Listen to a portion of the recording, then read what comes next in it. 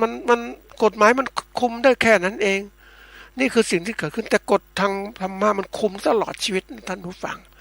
มันคุมกับชีวิตคนตลอดเลยเพราะว่าบาปบุญคุณโทษมันฝังอยู่ในตัวเองไม่พอฝังในจิตตัวเองด้วยคนเคยทำกรรมอะไรมันย่อมเกิดกรรมกับสนองก็เลยกรรมสนองมันเกิดขึ้นมามันรอจังหวะอยู่มันเป็นเพราะอะไรรู้ไหมมันเป็นเหมือนเหตุปัจจัยที่มันเกิดขึ้นคนทำชั่วก็เหมือนคนที่มันสร้างเหตุความชั่วอยู่มันสุมอยู่ในจิตใจมันคุกกลุ่นอยู่ตลอดนะไอ้คนที่อยากจะทำชั่วมันสมมติว่า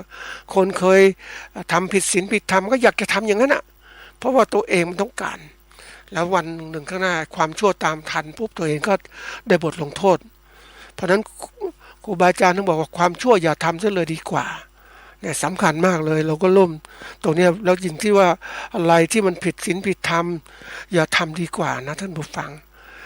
มันมีผลเกิดขึ้นอันนี้ของจริงนะ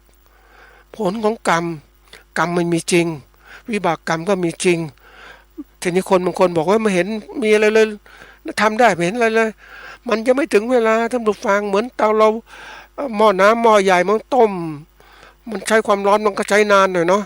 แต่ถ้ามันเดือดเมื่อไหร่นะท่านผู้ฟังมันร้อนมากเนี่ย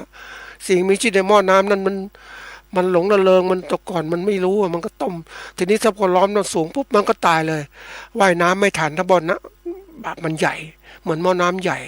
ถ้าบาปมันเล็กหม้อน้ำเล็กอย่างเนี้ยเดี๋ยวก็เกี่ยวนู่นเกี่ยวนี่ขึ้นลอกจากน้ำได้นี่เหมือนกันคนที่ทำชั่วมันเหมือนกับคนตกในระกรรมในหม้อน้ำชั่วอย่างเองความร้อนจะสุมมามันมันทรมานนะท่านผู้ฟังคนเราเนี่ยถ้ามันเหมือนกับว่าไม่รู้ผลของกรรมชั่วต่างๆมาทำไปเพลิดเพลินไปเดี๋ยวผลให้กรรมอุ้ยรู้อย่างนี้ไม่น่าทำเลยไม่น่าทำเลยเมื่อร้องไห้เสียใจสุดท้ายแต่เวลามันแก้ตัวไม่ได้แล้ววันนี้จึงเป็นสิ่งสำคัญที่เรานั้นจะต้องมาเรียกว่ารู้ก่อนรู้ก่อนเห็นก่อนรู้ก่อนเห็นก่อนปุ๊บปฏิบัติก่อนทำดีอย่าทำชั่วทำจิตใจให้ขาวปลอดนั่นก็สิ่งสำคัญที่เกิดขึ้นเนี่ยคนไม่คนส่วนใหญ่เนี่ยมันเหมือนกับวันนี้มันห่างจากธรรมะห่างจากพระพุทธเจ้าห่างพระพุทธพระธรรมพระสงฆ์ห่างเพราะอะไรก็คือว่าไม่ยึดเอาพระพุทธพระธรรมพระสงฆ์เป็นที่ตั้งการยึดเอาพระสงฆ์เป็นที่ตั้งก็คือการประพฤติตามที่พระองค์ทรงสอนธรรมที่บัญญัติสงฆ์สาวกที่บรรลุทำแล้วได้มาสอนแล้วเราก็ปฏิบัติตามนั่นสำคัญมากนะนี้มันเป็นสิ่งที่น่ากลัวคนส่วนใหญ่นะมันไม่มีอะไรกว่าบาปอันนี้ฆราวาสก็ส่วนหนึ่งแต่ผู้บวชก็ส่วนหนึ่งไม่ประพฤติตามพุทธบัญญัตินะจริงๆมันก็มีคำนะท่านผู้ฟังเราทุกคนบวชได้แต่งกายได้เหมือนผู้บวชนั่นแหละเราเรียกผู้บวชแต่จะเป็นพระสงฆ์สาวกของพระเจ้านั้นจะได้หรือไม่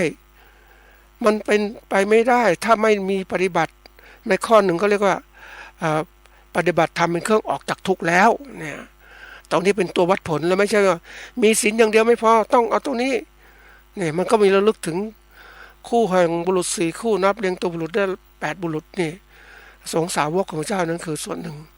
นั่นเองเพราะนั้นเป็นที่เราต้องก็ฝากไว้ท่านผู้ฟังว่าที่ยกหัวข้อนี้มาพูดเพราะว่าเป็นสิ่งที่เราต้องพิจารณาเอามาประยุกต์ใช้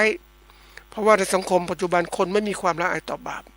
คนทำชั่วมากมายคนหลอกลวงคนมากมายทีเดียวมันก็ทำให้คนนั้นตกระกำลำบากผู้ที่ยึดเอาคำสอนคำอะไรต่างของผู้ที่ไม่มีความในใจต่อบาปหรือผู้ที่ไม่มีธรรมะในใจนะมันเอามาปฏิบัติมันก็ล้มเหลวก็สร้างความทุกข์ยากเดือดร้อนเกิดขึ้นเราต้องรู้วิธีการรู้อย่างไรคนเป็นยังไงก็ดูคนที่มาบอกมาสอนเรามีศีลไหมนะมีสมาธิไม่มีปัญญาไหมนะมีฌานศีลภาวนาไหมเนี่ยมันต้องดูอย่างนี้ตรงตามหลักพุทธบัญญัติไหมแล้วดูผลที่เกิดขึ้นพุทธบัญญัติเป็นยังไงกับเขาจะเป็นยังไงมาหลอกลวงไหมต้องดูนะท่านผู้ฟังยิ่งโลกปัจจุบันเนี่ยคนบางคนก็หลอกลวงคนได้มากขึ้นทำเรื่องตัวแต่งเรื่องตัวเหมือนเป็นผู้ดำรงนู่นดำรงนี่แต่ความจริงเราไม่ใช่ถ้ามีการสนทนาปุ๊บจะรู้เลยว่าเป็นอย่างไรนี่เราจะต้องเป็นผู้รู้ด้วยไม่ใช่ว่าไปไหว้นู่นไหว้นี่เขาลบไปเรื่อยนะมันก็เลยเนี่ยเราเองไม่ดูตัวเองเราจะต้องรู้น นะก็นี่คือนำมาสู่หัวข้อของเราคือวันนี้คือการเพิ่มศักยภาพนะสู่ความสำเร็จนะตามเป้าหมายใครก็เป้าหมายตัวเราผู้ประกอบการเกษตรกรต้องมีเป้าหมายทีนี้การเพิ่มศักยภาพเนี่ยมาดูความหมายที่ก่อนว่าแต่ละตัวแปลว่าอย่างไรนะก็คำว่าเป้าหมายอันนี้ต้องดูข้างหลังก่อนนะท่านผู้ฟังเป้าหมายคืออะไร บุคคลหรือสิ่งที่กำหนดใช้เป็นเป้าหมายแห่งการเขาเรียกว่าเขาเรียกว่าตั้งยึดนะแห่งการตั้งขึ้นมาหรือเป็นศูนย์แห่งการใส่ใจเครื่องแห่งการใส่ใจนะตั้งใจแล้วนะเนี่ยเป็นเป้าหมายเป็นเครื่องใส่ใจว่านี่คือเป้าหมายของเรานะอันถัดมาคือความหมายคือความสำเร็จคือการเป็นคำกริยาว่าเป็นคำนามนะความสำเร็จคือการบรรลุการเข้าถึงนะการได้ผลตามเขาเรียกตามประสงค์เกิดขึ้นเราต้องจากนี้ทีนี้คำว่าเพิ่มศักยภาพทีนี้มาตัวคำว่าศักยภาพเนี่ยคืออะไรศักยภาพเนี่ยคือความเป็นคำนามนะเพราะว่าศักยภาพเนี่ยแปลว่าภาวะแฝงหรือแปลว่าอำนาจหรือคุณสมบัติที่มีแฝงอยู่ในสิ่งต่างๆอาจทำให้นะทำตามหรือให้ปรากฏเป็นเครื่องประจักษ์ได้ในศักยภาพจริงๆคนเราเนี่ยมีศักยภาพมากมายนะท่านผู้ฟังไปได้ฟังบทความได้ฟังได้อ่านหนังสือหรือดูที่เขาลงคือเขียนไว้เป็นบทความเนี่ยเขียนไว้ถึงคนหนึ่งนะที่มีความสำเร็จมากมีเงินเป็นร้อยล้านนะอันนี้ก็คือตัวบุคคลนะคนเดียวนั่นแหละทำไมเขามีความสำเร็จในชีวิตของเขาเนี่ยเกิดขึ้นมาแล้วสามารถทำงานได้เป็นร้อยล้านแต่อีกคนหนึ่งก็เหมือนเป็นคนเหมือนกันนั่นแหละแต่ยังยากจนอยู่เหมือนเดิมฐานะก็เท่าเดิมทำไมถึงเป็นอย่างนั้นก็คนเหมือนกันใช่ไหมถ้ามองคนเหมือนกันใช่เป็นคนเหมือนกันแต่ความสามารถของเขามันต่างกันเพราะอะไรคนที่มีความสำเร็จที่สูงเนี่ยเขาเอาความสามารถของเขาเอาศักยภาพที่แฝงตัวของเขาเอามาใช้สมองหนึ่งนะแขนสองขาสองนะหัวใจก็เหมือนกันแต่เขาทำงานยังไงเขาทำงานได้วันสำเร็จมาเป็นร้อยเป็นล้านรายได้แต่คนจนยังทำงานอย่างเนี้ยไม่สำเร็จเลยยังพอมีพอกินอยู่อย่างเนี้ยมันหรือบางคนก็ยากจนลงกว่าเดิมทำไมก็เพราะว่าเขาไม่ได้ค้นพบศักยภาพของตัวเองว่าจริงๆตัวเองมันสามารถทำงานได้มากมายทำนู่นทำนี่ก็ได้ถ้ารู้จักไฝ่คว้าดึงศักยภาพในตัวเองมาใช้แต่คนส่วนใหญ่มักจะไม่ค่อยมองไปนอกตัวไม่ได้ใส่ใจในตัวเอง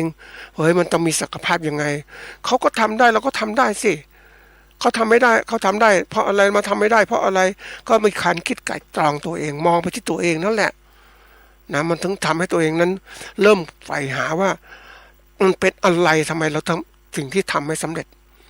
นะตัวนี้สำคัญมากนะจึงยกหัวข้อนี้มาพูดเพราะว่าจะทำให้ท่านผู้ฟังหรือผู้เป็นเกษตรกรหรือผู้ประกอบการเนี่ยเริ่มมองตัวเองแล้วมองดูศักยภาพทำไมมันทำไม่ได้ทำไมมันเป็นอย่างนู้นเป็นอย่างนี้มันต้องหาจุดอ่อนจุดแข็งวิกฤตโอกาสในตัวเองในการพัฒนาตนเองไม่ใช่ว่าอยู่อย่างเงี้ยทำไปแค่เนี้ยพอมีพอกินก็พอแล้วเนี่ยคนคิดแค่เนี้ยแบบมันฟังดูมันทำไมคิดอย่างนั้นนะแต่คนที่เขารุ่นเก่าๆเนี่ยเขาทำงานเขาหวังความมั่นคงนะเขาอยากจะให้มันสำเร็จไม่ต้องทำงานอีกยิ่งไปเจอนักเล่นหุ้นนะที่เขามีเงินโอ้ยมันดูชีวิตของเขานะท่านผู้ฟังแบบดูมันสบายจริงๆนะไม่ต้องทำงานอะไรเลยวันๆนึงเป็นแสนเล่นหุ้นนะดูสิเขาทำเอาเงินไปเล่นนะหมายความว่าเงินไปลงทุนให้คนกู้ จะอยู่ในตลาดลงทะเบียนในตลาดทรัพย์เอาเงินนี้ไปใช้ในการประกอบอาชีพของเขาลงทุนทำโรงงานเขากู้เงินไปลงทุนไปเขาก็ได้ผลกำไรเขาก็มาคืนให้กับผู้ลงทุนคือผู้เล่นหุ้นนั่นแหละเขาลงทุนไปละลายนะทีนี้มันก็รวยขึ้นเขาเก่งนะมีนักลงทุนคนหนึ่งที่เขาเก่งคือเขาไม่ลงหุ้นตัวเดียวเขาลงหุ้นหลายๆตัวหุ้นนู้นหุ้นนี้บริษัทนู้นเพื่อกระจายความเสี่ยงเนี่ยกระจายความเสี่ยงถ้าเราเล่นตัวเดียวเนี่ยมันก็เสี่ยงแต่เล่นหลายตัวเนี่ยมันโอ้หุ้นหลายตัวนู้นตัวนี้ไอ้ตัวนี้ขาดทุนตัวนู้นกำไรมันดูแล้วกำไรมันลดความเสี่ยงนี่คือตัวสำคัญแล้วเขาก็สบายวันๆหนึ่งก็เหมือนกับว่าพูดถึงชีวิตของเขาวันๆก็ดูจอนักจอขายเช้ากินข้าวอะไรต่างๆแล้วมาดูวิเคราะห์หุ้นวิเคราะห์ธุรกิจของผู้ที่ลงทุนต้องการกู้เงินทำอะไรเขาวิเคราะห์ปุ๊บแล้วก็ลงขายหุ้นซื้อหุ้นต่างๆก็แค่นี้เขาก็ไปเที่ยวไปที่ไหนก็เล่นได้หมดแล้วเขาก็รวยเห็นไหมวันทำงานชั่วโมงเราเป็นแสนอย่างเงี้ยแต่มาถึงตัวเราเองโอ้ยวันนึงทำงานเพราะเราก็เป็นอย่างที่บอกไม่ว่าจะเป็นข้าราชการเป็นลูกจ้างไปแล้วมันก็ทำงานถูกกรอบถูกครอบไปหมดจะไปไหนก็ไม่ได้ต้องทำงานนะวันจะมันสมมติว่าวันละ1,000หรือวันละ2,000ชั่วโมงละ500-600ต่อวันอย่างเงี้ยค่าจ้างเงี้ยมันก็นั่งคิดเฮ้ยมันก็พอละแค่นี้มันก็มีรายได้ไม่ต้องคิดอะไรมากไอ้ตัวนี้ทำว่าไม่คิดอะไรมากเนี่ยมันกลายเป็นว่าทำให้ตัวเองนั้นไม่ไขว่คว้าไม่ทะเยอทะยานเอาเท่านี้พอแล้วนะแต่นักลงทุนเขาก็ทำคนที่สำเร็จเป็นธุรกิจหลายคนเนี่ยเขาขยายธุรกิจของเขาเพราะเคยคุยเหมือนกันว่าทำไมคุณจริงๆคุณก็เป็นร้านสำเร็จผู้ประกอบการนะมีเกษตรกรคนหนึ่งนะท่านผู้ฟังเขาพัฒนาอาชีพค้าขายผลิตผลเกษตรของเขานี่แหละเพราะว่าเขาถูกพ่อค้ากดดันนะกดราคาเขาก็ทำเหมือนกับว่าโอ้ยแหมกำไรแทนที่จะได้มากกับพ่อค้าเอาไปอีกเขาก็เลยทำตัวเป็นพ่อค้าด้วยพ่อค้าด้วยปุ๊บปรากฏว่าร้านของเขาเนี่ยขายผลิตผลเกษตรของเขาเองด้วยตัวเขาเองเขาก็รวยขึ้นไม่พอพวกก็ทำผลิตภัณฑ์อื่นนำผลิตภัณฑ์อื่นมาขายอีกแต่เขาเรียกแตกยอดทางธุรกิจแทนที่ผลิตผลเกษตรของเขาก็เอาผลิตผลเกษตรคนอื่นมาขายเขาไปซื้อผลิตผลคนอื่นเกษตรคนอื่นมาขายก็ร่ำรวยขึ้นมาทีนี้มันก็เรียกว่าความที่ว่าความไม่รู้จักพอจริงๆไม่ใช่เรียกนี้ก็ได้แต่ความที่ว่าเขามองกำไรเขาไม่เฉพาะแค่นี้คือศักยภาพของคนมันสูงนะท่านผู้ฟังคนมีศักยภาพสูงจะมาให้หยุดนิ่งๆไม่ได้เขาคิดต่อเฮ้ยไปทำรีสอร์ทต่อไปสร้างรีสอร์ทนะสร้างรีสอร์ทมีโอกาสรับนักท่องเที่ยวมีเงินเนี่ยไปลงทุนทำรีสอร์ทด้วยรับท่องเที่ยวก็มีเลยรายได้แล้วไม่พอก็ขยายโรงงานไปรูปผลิตผลเกษตรของเขาอีกใหญ่โตแล้วก็เสร็จแล้วมาทำตลาดครบวงจรเลยแปรรูปผลิตผลเกษตรอีกโอ้โหมันดูแล้วมันอะไรเนี่ยในเวลาที่เท่ากันนะท่านผู้ฟังเอามาเปรียบเทียบมองเขามองเราปุ๊บโอ้โหเฮ้ยของเขานี่มีอะไรถ้าพูดถึงรายได้เนี่ยหลายร้อยล้านแต่เราทั้งชีวิตนั้นยังไม่ถึงมีรายได้ไม่ถึง10 ล้านเลยท่านผู้ฟังแต่เขาไปหลายร้อยล้านแล้วเห็นไหมนี่เวลาที่เท่ากันอายุก็ใกล้กันทำไมเป็นอย่างนั้นเพราะอะไรคือการที่เราไม่เอาศักยภาพที่มีอยู่ของเรามาใช้เราคิดแค่นี้หยุดศักยภาพนี้อยู่มันก็เลยกลายเป็นว่าเราไม่สามารถจะทำธุรกิจหรือทำอะไรได้เหมือนเกษตรกรนี่แหละก็ยังอยู่อย่างเนี้ยทำอย่างเนี้ยอยู่อย่างเนี้ยผู้ประกันบางคนก็อยู่อย่างเนี้ยมันก็เลยกลายมาเฮ้ยไม่คือไม่ได้มองการไกลไม่มีอะไรต่างมันก็เลยกลายเป็นหยุดแค่นี้คือการต่อสู้สำคัญมากนะท่านผู้ฟังเหมือนเราเองนะถ้าเราตัวที่จะเพิ่มศักยภาพตัวไหนรู้ไหมเรามอง2 ตัวนะท่านผู้ฟังตัวที่1ก็คือว่าต้องมีเป้าหมายที่ก่อนเป้าหมายที่เราต้องตั้งนะอย่างผู้ประกอบการเกษตรเนี่ยที่รวยเนี่ยเขาตั้งเป้าหมายเขาต้องมั่นคงเขาต้องร่ำรวยนี่คือสิ่งที่เกิดขึ้นนะแต่ตัวเราเนี่ยตัวผู้ดำเนินรายการบอกเอาเป้าหมายมั่นคงพอละมีรายได้ทีนี้พอละเนี่ยมันเป็นอย่างนี้แต่เขาเนี่ยมันไม่ใช่ความมั่นคงเขามันต้องใหญ่โตต้องมีนู่นนี่เพราะนั้นเขายังเกิดการพัฒนาศักยภาพเขาสูงการตั้งเป้าหมายนั้นสำคัญมากเลยนะอันนี้เป้าหมายเนี่ย อย่างที่เราจะทำอะไรแล้วแต่เนี่ยก็มีต้องเป้าหมายเป้าหมายมันต้องที่บอกว่าเป้าหมายคืออะไรนะเนี่ยนะเป้าหมายก็คือนะบุคคลหรือสิ่งที่ใช้เป็นเป้าหมายแห่งการโจมตีหรือเป็นศูนย์กลางในการใส่ใจเนี่ยนะอันนี้สำคัญมากเราต้องมีเป้าหมายนี่เป้าหมายส่วนใหญ่เราตั้งไว้เล็กนะตั้งไว้เล็กเอาแค่นี้พอแล้วอย่าไปคิดอะไรมากมายสมมุติวันเคยอันนี้เราประสบการณ์เนาะไม่รู้จะเปรียบเทียบคนอื่นอย่างไรแต่ถ้าเราเคยเป็นเด็กไถนาท่านผู้ฟังเด็กไถนาปุ๊บทำนาเป้าหมายของเราทำไมไถสำเร็จคือไถไปเรื่อยๆดูรอยควายที่ไถนาไปก็เป็นดูทุกวันทำอย่างเนี้ยแต่เราก็คิดเป้าหมายเราอยากจะเปลี่ยนจากควายเป็นรถจักรมั่งนะคิดอย่างนี้นะเราจะเปลี่ยนอาชีพของเราเนี่ยทำอะไรที่มันดีกว่านี้หน่อยสินี่คือเป้าหมายมันเริ่มเปลี่ยนแล้วเนี่ยถ้าเราจมอยู่กับเป้าหมายเดิมเราก็เป็นแบบเดิมแต่เป้าหมายอย่างนี้ปุ๊บเราก็เฮ้ยคิดไปเราก็มาเรียนหนังสือมากขึ้นคนที่สำเร็จเป้าหมายก็ต้องมีการศึกษาที่ดีขึ้นนะการศึกษาเป็นตัวสำคัญนะท่านผู้ฟังมันทำให้เห็นโลกทัศน์ที่กว้างขวางขึ้นคนที่มีโลกทัศน์แคบๆเพราะว่าการศึกษาเขาน้อยแต่เรามีโลกทัศน์ที่กว้างขึ้นมันเห็นโลกกว้างขึ้นมันคิดมากขึ้นมันก็วางแผนทำไงที่มันถูกต้องมากขึ้นนี่ทีนี้เราตั้งเป้าหมายมันเล็กมันก็เลยเล็กๆแต่เราตั้งเป้าหมายใหญ่มันก็ใหญ่แต่ตอนนั้นเราตั้งเป้าหมายแค่เรียนสำเร็จระดับปริญญาก็พอแล้วระดับหนึ่งนะตอนนั้นคิดแค่นั้นก็พอก่อนระดับหนึ่งและมีการงานดีมันก็ดีนี่เราต่อยอดได้จะปริญญาโทปริญญาเอกก็ได้หมดเลย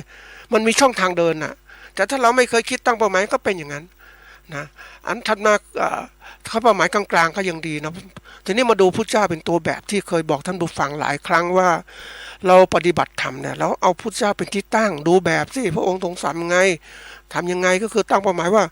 บวชเนี่ยต้องการบรรลุพ้นทุกข์เนี่ยพ้นทุกข์ทำยังไงโอ้มันกว้างนะท่านผู้ฟังเพราะนั้นการปฏิบัติเพื่อการพ้นทุกข์นี่หูใหญ่มากเลย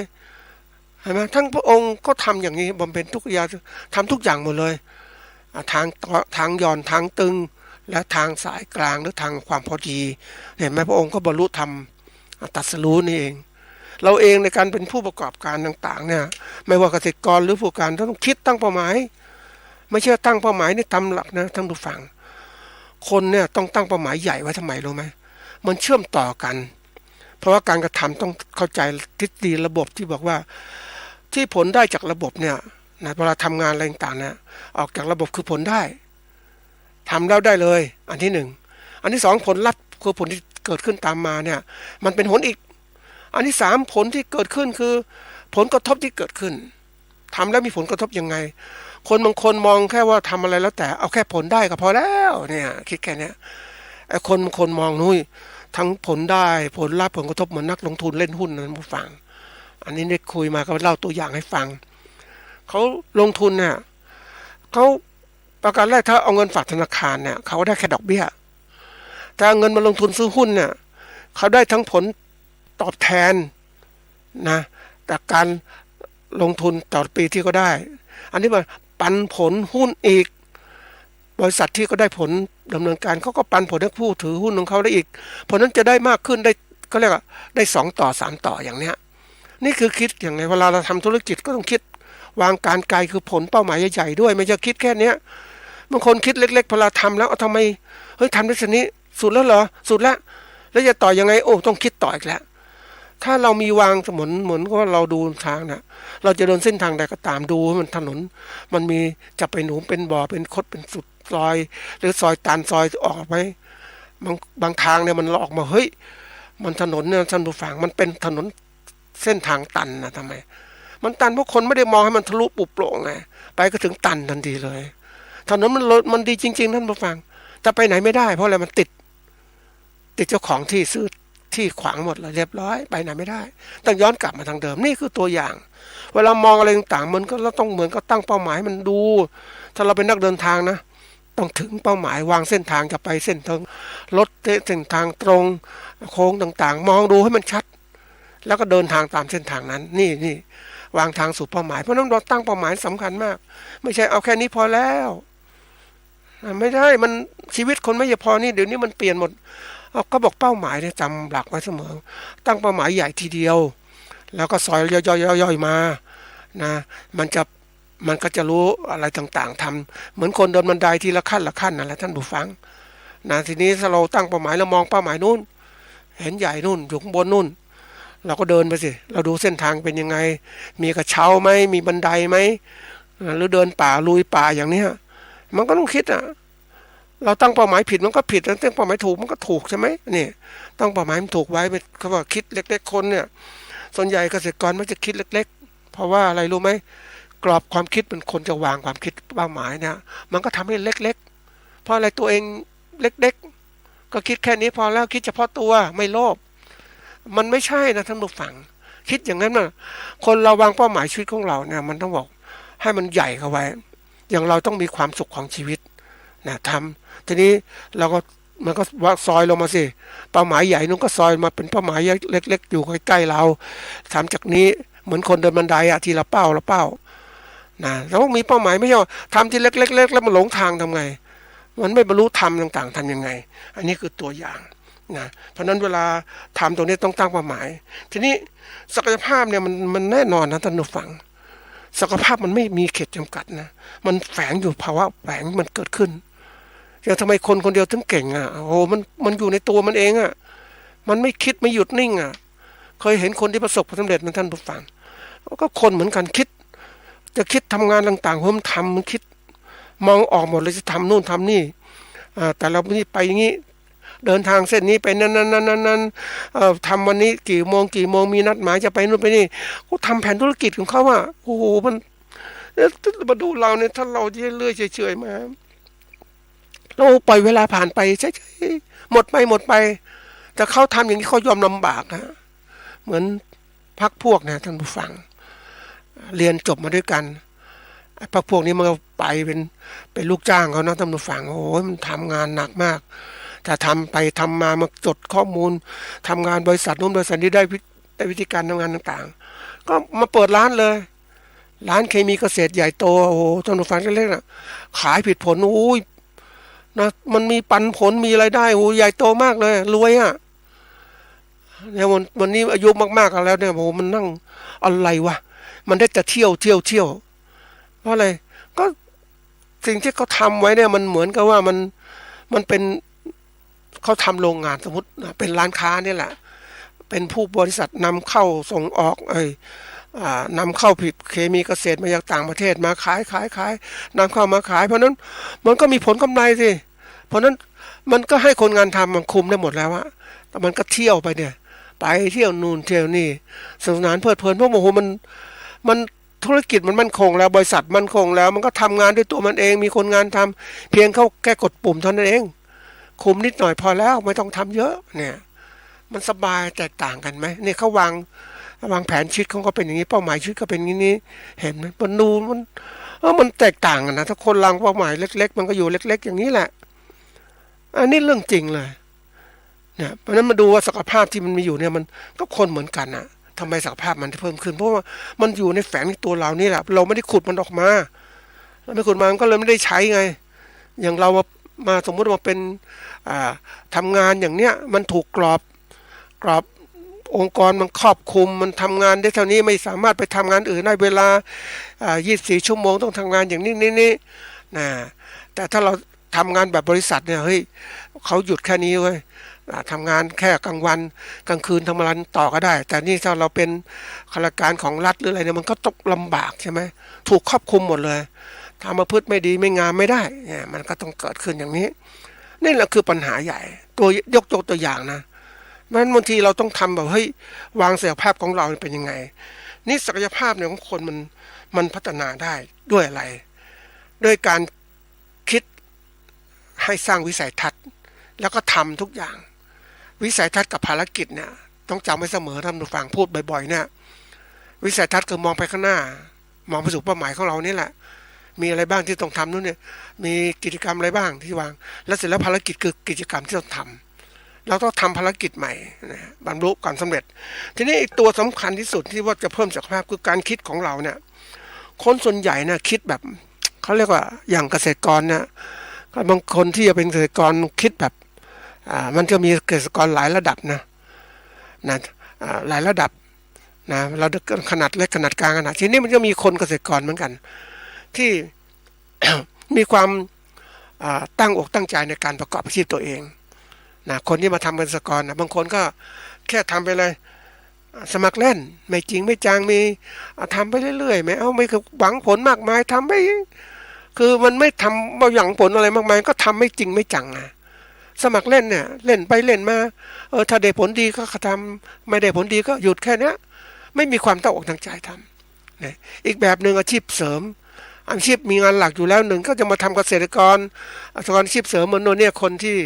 เกษียณแล้วคนที่ทำอาชีพอื่นๆอย่างพวกนักธุรกิจเนี่ยท่านผู้ฟัง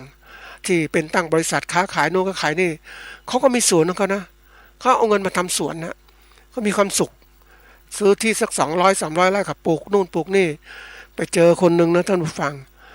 ก็เป็นข้าราชการนะมีเงินไปซื้อที่แถวกำแพงเพชรนะซื้อที่ปลูกอะไรรู้ไหมปลูกยางพารานะคาดหมายว่าย้อนนั้นยางพารามันดีมากงุนงี้ก็ปลูกพื้นที่มันเยอะเนี่ย200-300 ไร่อย่างเนี้ยปลูกยางพาราหมดเลยแต่จะกรีดยางหาคนกรีดไม่ได้นะเพราะมันใหญ่นะท่านผู้ฟังแต่ว่าไม่เป็นไร200-300 ไร่เนี่ยมันก็ได้ต้นยางพาราเนี่ยขายเป็นเนื้อไม้เท่าไหร่แล้วเห็นไหมนี่คนมีเงินเนี่ยคิดอย่างนี้คือนี่เป็นอาชีพสมัครเล่นนะมันจริงเล่นให้ไม่อาชีพเสริมก็มีอาชีพข้าราชการเป็นหลักมีเงินส่วนหนึ่งก็ซื้อทำอาชีพเกษตรทีนี้มาถึงที่มันตรงที่สุดก็คือเอาเป็นมืออาชีพนั่นแหละมืออาชีพสำคัญมากทำอะไรต้องเป็นมืออาชีพเขามืออาชีพหมายว่ามือที่เราทำทุกอย่างเนี่ยมันทำสำเร็จนะเป็นมืออาชีพเนี่ยอย่างเราจะเป็นผู้เกษตรกรผู้ปลูกข้าวเป็นชาวนามืออาชีพมันจะมีการพัฒนามากขึ้นทั้งการคิดการหาข้อมูลการวิเคราะห์ข้อมูลต่างๆการที่จะค้าขายข้าวนะมืออาชีพที่เป็นเกษตรกรนี่มืออาชีพที่จะเป็นอะไรผู้ประกอบการค้าข้าวเนี่ยขายข้าวผลิตข้าวค้าขายข้าวเนี่ยเขาจะเก่งอีกหาความรู้อีกมันเก่งมากคำว่ามืออาชีพนี่สำคัญเพราะเขาสามารถสร้างพลังในตัวเขาเองให้เกิดขึ้นภาวะที่แฝงอยู่นี่คือศักยภาพที่มันมีอยู่นะมันสามารถทำงานเต็มที่เลยนะเพราะปกติเนี่ยถ้าเราคนปล่อยให้ตัวเองเนี่ยมีศักยภาพตัวเองมีศักยภาพแล้วเอาศักยภาพมาใช้มันจะทำให้เกิดการที่ว่าขยันทำงานมันจะมีอะไรที่มันมหาศาลนะท่านผู้ฟังมันจะเกิดขึ้นมาเองมันพูดไม่ถูกนะมันอยู่ในตัวเรานี้แหละเพียงแต่เราไขว่คว้าเหมือนเราเนี่ยเขาเรียกว่ามีความสนใจเรื่องใดเรื่องหนึ่งนะเป็นมืออาชีพเนี่ยปลูกข้าวเนี้ยแล้วก็ไม่ได้ปลูกแค่นี้มันผลผลิตมันไม่ค่อยดีต้องหาทางใหม่ไว้ไปค้นคิดปุ๋ยมาไปหาพันธุ์ข้าวมาแล้วหาวิธีการผลิตใหม่ๆมาแล้วทำไงจะปลูกข้าวได้วันละได้ไร่ละประมาณตัน2 ตันอย่างเนี้ยทำยังไงถึงได้3 ตัน 3,000 กิโลกรัมต่อไร่ทำยังไงเนี่ยคิดนะแรกๆก็คิดแบบที่นี้ว่าปีหนึ่งทำ2 ครั้งไหวไหม3 ครั้งไหวไหมได้เพิ่มผลผลิตโดยที่การเพิ่มจำนวนครั้งในการทำนามากขึ้นแต่นี่มันไม่ใช่มันเริ่มมีการคิดเฮ้ยทำยังไงปลูกข้าวเนี่ยจะได้พันธุ์ข้าวดีๆแล้วเนี่ยให้มันผลผลิตมันมากขึ้นจริงๆเลยคือพันธุ์ข้าวถ้าเราพัฒนาศักยภาพคือคัดเลือกสายพันธุ์เนี่ยมันได้พันธุ์ดีๆใช่ไหมแล้วพันธุ์ดีมันก็มีมันเติบโตเร็วอะไรตอบสนองต่อปุ๋ยเร็วมันก็ผลิตเร็วเพราะนั้นเก็บเกี่ยวเร็วมันก็ได้ผลผลิตมากขึ้นใช่ไหมเนี่ยคือมืออาชีพมันไม่หยุดเลยมันขยันตรงนี้ทีนี้ว่าเราจะพัฒนาอย่างนี้ได้อย่างไรไอ้ความเป็นมืออาชีพเนี่ยจุดแรกก็คือว่าถ้าเราพูดถึงคนทั่วไปชอบใช้หลักศัพท์นะที่เราเห็นบ่อยๆเนี่ยก็เรียกว่าตาถึงใจถึงมือถึงเนี่ยอันนี้ก็ชอบพูดกันนะแต่เราเอาแง่ของการประยุกต์หลักธรรมจริงๆเลยหลักของการคือเขาเรียกว่าตาถึงใจถึงมือถึงไม่เอาละเขาเรียกรู้ถึงจิตถึง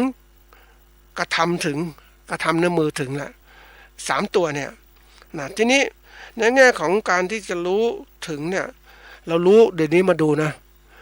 เจอคนที่เขาเบื่อหน่ายการเมืองท่านผู้ฟังไปเจอดูช่องนู้นก็พูดอย่างนี้ช่องนี้ก็พูดอย่างนั้นโอ้ยมันหลายช่องมันดูแล้วปวดหัวเบื่อเลยเอามาไล่ฟังนะเบื่อไม่รู้ไหนจริงอันไหนไม่จริงมันปวดหัวไปหมดไม่อยากดูแล้วเนี่ยมันท้อถอยละ แต่ถ้าเราเป็นนักการเมืองเราจะดูเฮ้ยมันในคนช่องนี้มันพูดไม่ได้เรื่องเลยเราวิเคราะห์คนพูดได้เลยไอ้ช่องนี้มันเก่งนะวิทยากรมันเก่งเลยอะไรไอ้คนนี้มันดูน่าดูเพราะนั้นก็จะเลือกคัดเลยไม่ตามไม่ช่องเละเทะอย่างนั้นเอามาดูเนื้อหาสาระที่ช่องดีๆดีกว่านี่มันเกิดขึ้นแล้วมันเกิดขึ้นจากตัวเรานี่แหละเราเป็นผู้ไตร่ตรองในการรับรู้เรื่องราวต่างๆเขาจึงบอกว่าคนเราเนี่ยเหมือนกับคิดกับเหมือนเรามีหลายอารมณ์ที่มาทางตาหูจมูกลิ้นกายใจของเราเข้ามาปุ๊บเนี่ยเราก็จะรับรู้ต่างๆมันเป็นอารมณ์เนี่ยอารมณ์คือภาวะจิตใจที่เปลี่ยนแปลงไปตามสิ่งเร้าที่มาทางอายตนะต่างๆมันเข้ามาทีนี้มันเข้ามาแล้วเนี่ยนะถ้าเราไม่รู้จักจัดการอารมณ์แล้วก็กลายเป็นคนเนี่ยเครียดแหละเราจัดการไม่เป็นเรามีการจัดการอารมณ์ในแง่ของธรรมะก็บอกเราต้องมีสมาธิเพื่อให้มีพลังจิตฐานสมาธิบ่อยมีพลังจิตทำให้เกิดสติทำให้เกิดปัญญาสติปัญญาทำให้เกิดการระลึกรู้เท่าทันอารมณ์ทำให้จิตเป็นกลางเนี่ยก็ตรงนี้สำคัญเลยเรารู้เนี่ยจัดการอารมณ์ได้ก็ทำให้จิตเป็นกลางปุ๊บมาอันไหนไม่ดีก็ทิ้งไปอันไหนดีก็มาพิจารณามันเห็นเนี่ยนี่คือหลักการนะอันนี้เรื่องของจิตนะความคิดเนี่ยไอ้เรื่องของการรับรู้นี่แหละทีนี้มันที่บอกว่ามันมีของปลอมมากในโลกของวิชาการมีของปลอมเยอะไปหมดเลยคนมันไม่ดีก็มีมันก็พูดใส่ไปเรื่อยคนดีก็เก็บเงียบไปหมดมันก็พูดนะให้เขาเรียกว่าให้ผู้ฟังให้ผู้เรียนรู้เรียนรู้เองอันนี้คือตัวสำคัญทีนี้เราในฐานะที่เราจะเป็นมืออาชีพเนี่ยเราต้องเขาเรียกต้องมีการจัดการความรู้คือภาษาอังกฤษเรียกว่า knowledge management เนี่ยเราจัดการยังไงความรู้ต่างๆเยอะแยะไปหมดเลยเราจัดการให้เป็นเหมือนกับคนจัดการกับอารมณ์ที่มีอยู่นี่แหละมันเป็นจริงๆเหมือนกันเลยสภาพอย่างนี้มันก็จัดการให้เป็นปุ๊บมันจัดการเป็นปุ๊บเนี่ยมันก็สามารถที่จะรู้อะไรข้อมูลที่เป็นจริงอันไหนไม่จริงก็ทิ้งไปอย่างเขาบอกวิเคราะห์ว่าวันนี้ปี2-3 ปีข้างหน้าจะเกิดเอลนิโญเนี่ยภาวะแล้งเกิดขึ้นจะทำยังไงนะอันนี้เป็นตัวอย่างแล้วมันจริงไหมล่ะไปดูหาข้อมูลดูสิมันก็จริงตามนั้นนะตามประเทศเป็นยังไงเราเห็นเนี่ยแต่ถ้าเราไม่รู้เลยไม่ฟังเลยมันไม่ได้เรารู้เนี่ยต้องวิเคราะห์ข้อมูลให้เป็นการรู้จักวิเคราะห์แยกแยะมันทำให้เราเก่งขึ้นใช่ไหมเนี่ยนี่คือตัวสำคัญถ้าเราไม่รู้จักวิเคราะห์แยกแยะเนี่ยมันลำบากเลยเพราะนั้นความรู้ต่างๆเราต้องมีความรู้ที่มากแล้วก็มากรองเอาความรู้ที่ดีๆเอาความรู้ดีๆมาอะไรต่อก็มาจิตถึงก็คือจิตคือผู้คิดผู้นึกเนี่ยคิดนึกที่สิ่งที่ถูกต้องเนี่ยมันก็ทำให้เรานั้นการตัดสินใจที่ดีพอแล้วนำไปสู่ขั้นตอนถัดมาคือการกระทำที่ถึงมาแล้วทำที่ถึงด้วยประกอบมารู้เนี่ยสิ่งที่ถูกต้องนะด้วยความรู้ที่ถูกต้องเอามาใช้อย่างถูกต้องมันก็ได้ผลสิเห็นไหมง่ายนิดเดียวเห็นไหมเนี่ยนี่คือตัวอย่างเพราะนั้นเวลาคนที่ทำอะไรแล้วแต่ที่ไม่สำเร็จก็เพราะคิดก็ไม่ถูกตัดสินใจเอาความคิดดีมาไม่ถูกจิตไม่ถึงแล้วมือก็ไม่ถึงอีกมันก็พังสิท่านผู้ฟังทำเท่าไหร่ก็ไม่เสร็จทีนี้ถ้าเราทำอย่างนี้บ่อยๆนะ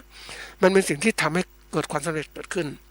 ทีนี้อยากจะเล่าถึงการที่เราจะเรียนรู้อย่างไรเขาบอกโลกเนี่ยมันการเรียนรู้เนี่ยมันจะมีแบ่งเป็น2อย่างที่บอกภาษาบาลีท่านว่าปรโตโคสะกับโยนิโสมนสิการคือปรโตโคสะคือการฟังจากคืออื่นถ่ายทอดมานะ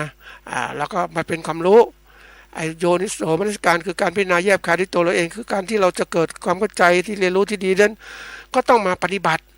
มันจะเกิดขึ้นเองกับตัวเรานี่แหละนี่ความรู้ทีนี้ในแง่ของอีกคำหนึ่งก็คือเรื่องของการเรียนรู้ learning นะมันมี2อย่างคือ passive learning กับ active learning passive learning การเรียนรู้แบบเฉยๆก็คือรับฟังกันนู้นนี่มามีความรู้เยอะแยะคนอื่นก็บอกมาตัวเองมีความรู้เยอะแยะเลยแต่ว่าไม่เอามาใช้ในการปฏิบัติ